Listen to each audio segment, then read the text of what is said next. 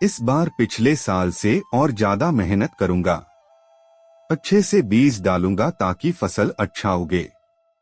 बस अच्छी बीज खरीदने के लिए सेठ कम ब्याज पे पैसा दे दे। एक छोटे से गांव में एक धनवान व्यक्ति रहता था जिसका नाम धनीराम था। पूरे गांव में उसकी गिनती सबसे अमीर आदमी के रूप में होती थी। लेकिन धनीराम जितना धनवान था उतना ही वह लालची और कठोर स्वभाव का था।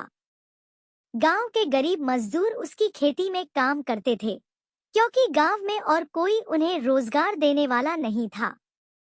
धनीराम अपने खेत की जुताई के लिए मजदूरों को बुलाता और उनसे मेहनत करवाता।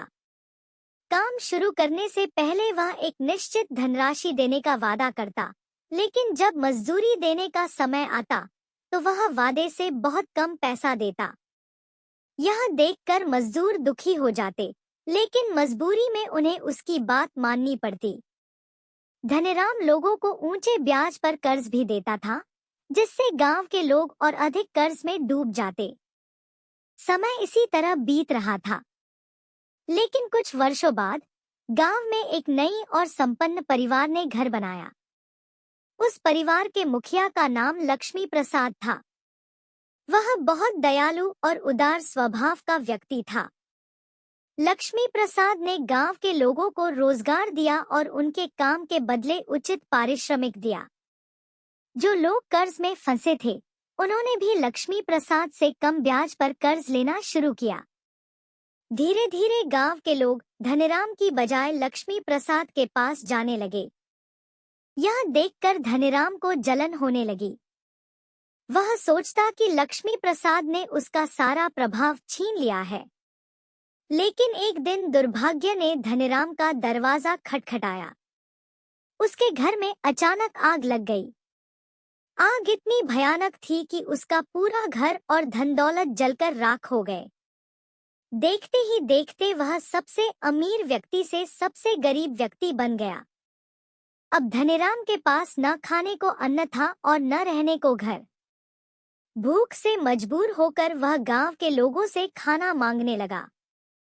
लेकिन जिन लोगों के साथ उसने कभी बुरा व्यवहार किया था, वे उसे दुत्कार देते।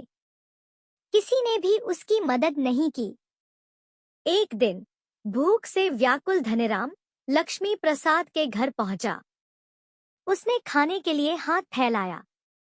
लक्ष्मी प्रसाद ने उसकी दयनीय स्थिति देखी और बिना कोई सवाल किए उसे खाना दिया। इतना ही नहीं, उसने धनीराम को अपने घर में रहने की जगह भी दी। जब यह बात गांव के लोगों को पता चली, तो वे लक्ष्मी प्रसाद के पास पहुंचे और बोले, यह व्यक्ति बहुत बुरा है। इसने कभी किसी के साथ अच्छा व्यवहार नहीं किया। इसे अपने घर से निकाल दो और इसे कोई मदद मत करो। लक्ष्मी प्रसाद ने उनकी बात ध्यान से सुनी और कहा, हम सभी इंसान हैं और हर इंसान को अपनी गलती सुधारने का मौका मिलना चाहिए। किसी को उसकी भूख और दुख के लिए तड़पाना हमारी मानवता के खिलाफ है। लक्ष्मी प्रसाद की यह बात सुनकर गांव के लोग भी पिघल गए। उन्होंने धनीराम को उसकी गलतियों के लिए माफ कर दिया और उसे एक नया जीवन शुरू करने का मौका दिया। धनीराम भी अपने पुराने बुरे व्यवहार को याद करके बहुत दुखी हुआ। उसने सभी गांव वालों से माफी मांगी और वादा किया कि वह अब एक अच्छा इंसान बनेगा। गांव के लोगों ने मिलकर धनीराम के लिए एक नया घर बनाया।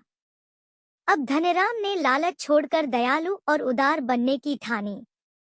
धीरे धीरे गांव में खुशहाली लौट आई और सभी मिलजुल कर रहने लगे।